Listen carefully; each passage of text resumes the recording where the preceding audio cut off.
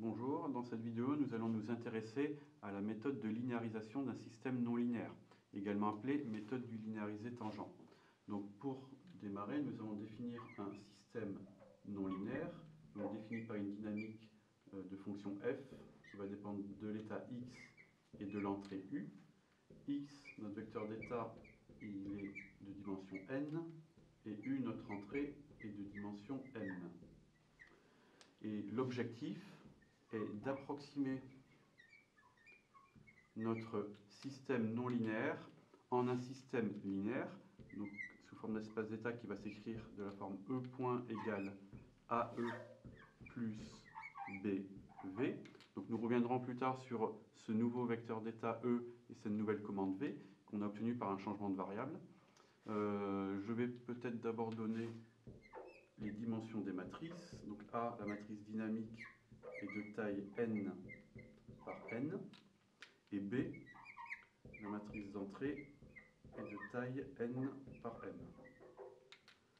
Donc, lorsqu'on fait une linéarisation, on linéarise par rapport à un point d'équilibre. Donc, nous allons d'abord définir un point d'équilibre. X étoile, U étoile. C'est notre point d'équilibre qui, par définition, signifie que f en l'équilibre est égal à 0. Donc à partir du moment où on connaît un point, où il existe un point d'équilibre, on peut faire une linéarisation autour de ce point.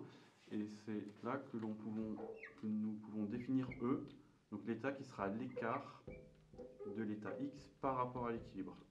De même, V sera l'entrée de commande écart par rapport à sa valeur d'équilibre.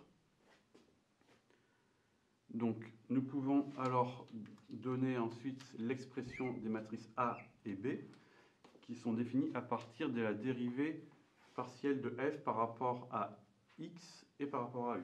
Donc, je vais écrire tout de suite ces expressions. Donc, A est donné par la dérivée partielle de f par rapport à x, matrice que l'on va évaluer en x étoile, U étoile, donc c'est-à-dire à l'équilibre. Et alors, si j'explicite un peu plus cette expression, on a la dérivée partielle de f1, donc première composante de f par rapport à x1, et on dérive cette même composante f1 par rapport à x aux différents états, donc jusqu'à xn, et ensuite on va dériver chacune des composantes de f, donc jusqu'à n, par rapport aux différents états x1 jusqu'à xn.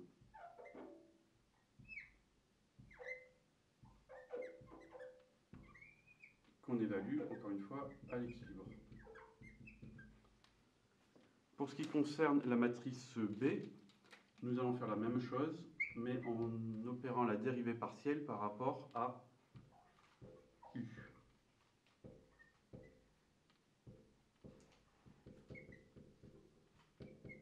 Donc cette matrice, là encore, on va évaluer la dérivée partielle de chaque élément de la fonction.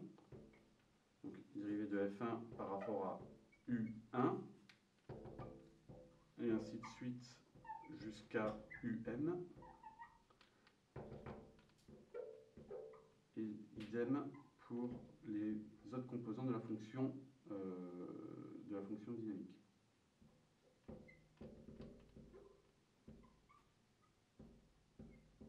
Jusqu'à um.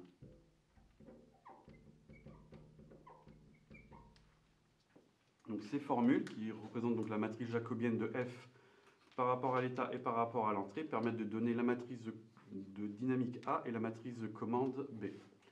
Donc on peut interpréter ce principe de linéarisation sur un cas scalaire pour illustrer un petit peu l'opération qui est faite. Donc si je considère une fonction, donc je reprends ma fonction non linéaire, mais cette fois en cas scalaire, pour simplifier l'exposé, et sans entrée. Donc sans U. Donc on a x qui sera égal, x point qui sera égal à f de x, donc pas d'entrée U. X est un scalaire. Voilà. Donc lorsqu'il existe un point d'équilibre, on définit l'écart à cet équilibre x moins x étoile. Et lorsque je m'intéresse à la dynamique de ce E point, donc je vais dériver x et x étoile. Donc là, dans cette présentation, on considère que l'équilibre est un point et qu'il est constant. Donc la dérivée de x étoile est égale à 0. Donc, nous avons ici x point, qui est égal par définition du système à f de x. Et donc je vais ensuite remplacer ce x pour avoir une expression de f, pour avoir l'argument de f en fonction de e, qui est notre nouvelle variable d'état. Et donc on va regarder plus précisément cette fonction, f de x étoile plus e. Et donc le principe consiste à faire un développement en série de Taylor de cette fonction par rapport à ce point nominal x étoile. Donc on va avoir cette fonction qui est égale à f en x étoile plus les termes en dérivée successive de f évalués en ce point et multipliant E et ses exposants successifs.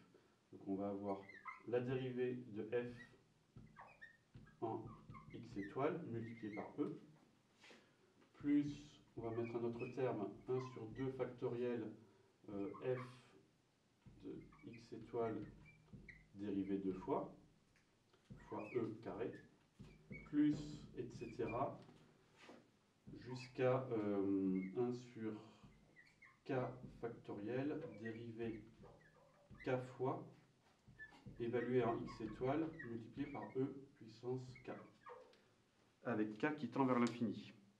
Donc l'idée de la linéarisation, c'est d'approcher cette fonction par une expression linéaire.